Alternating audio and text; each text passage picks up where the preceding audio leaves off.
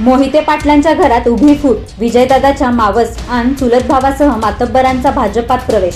महानगरपालिका निवडणुकीच्या धामधुमीत भारतीय जनता पक्षाने अकलूजच्या मोहिते पाटील यांना मोठा धक्का दिला आहे। भाजपचे संकटमोचक तथा जलसंधारण मंत्री गिरीश महाजन यांना थेट मोहिते पाटील कुटुंबावर घाव घातला आहे। मोहिते पाटील यांचे कट्टर समर्थक बाबाराजे देशमुख यांना भाजपात प्रवेश देतानाच त्यांच्या कुटुंबात उभी फूट पाडली आहे। माजी उपमुख्यमंत्री विजयसिंह मोहिते पाटील यांचे मावस चुलत भावासह भावकीतील मातब्बरांना भाजपच्या झेंड्याखाली आणले आहे। मोहिते पाटील परिवारातील रक्ताच्या नात्यातील लोकांनी आज भाजपमध्ये प्रवेश केला आहे। त्यामुळे आगामी जिल्हा परिषद निवडणुकीच्या पार्श्वभूमीवर मोहिते पाटील यांना हा मोठा धक्का मानला जात आहे। नगरपालिका निवडणुकीनंतर आगामी जिल्हा परिषद आणि पंचायत समितीच्या निवडणुकाही भाजपने मोहिते पाटील यांना वगळून निवडणुका लढवण्याचे ठरवले असल्याचे दिसून येत आहे। जलसंधारण मंत्री गिरीश महाजन यांच्या उपस्थितीत नातेपुते येथे सोलापूर जिल्हा परिषदेचे माजी उपाध्यक्ष बाबाराजे देशमुख यांच्यासह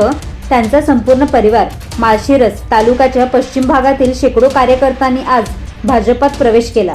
यासोबतच माजी उपमुख्यमंत्री विजयदादांचे मावस भाऊ तथा सोलापूर जिल्हा परिषदेचे माजी अध्यक्ष फत्तेसिंह माने पाटील, चुलत बंधू हिंदूराव माने पाटील, सुजय माने पाटील यांच्यासोबत माजी आमदार बाबूराव देशमुख यांचे चिरंजीव पांडुरंग भाऊ देशमुख, धनंजय देशमुख व वेळापूर अकलूज परिसरातील माने पाटील देशमुख कुटुंबियांनी आज भाजपमध्ये प्रवेश केला। बाबाराजे देशमुख परिवारातील धनाजी, मालोजीराजे, अभयसिंह, रतनसिंह, रणवीर, विश्वजित, कीर्तिबाबा, मानसिंग या चौथ्या पिढीतील युवकांनी या सोहळ्याचे उत्कृष्ट नियोजन केले होते। आजच्या पक्षांतरामुळे भावी काळात माळशिरस तालुक्यातील राजकीय समीकरणे बदलण्याची शक्यता वर्तवण्यात येत आहे।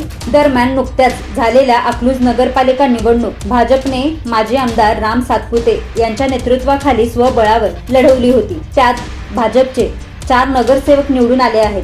तसेच नगराध्यक्ष पदाच्या उमेदवारालाही चांगली मते मिळालेली आहेत। त्यामुळे भाजपच्या विशेषतः माजी आमदार सातपुते यांचा विश्वास मोठ्या प्रमाणात दुणावला आहे। त्यातूनच सातपुते यांनी आगामी जिल्हा परिषद निवडणुकीच्या दृष्टिकोनातून रणनीती आखायला सुरुवात केल्याचे दिसून येत आहे।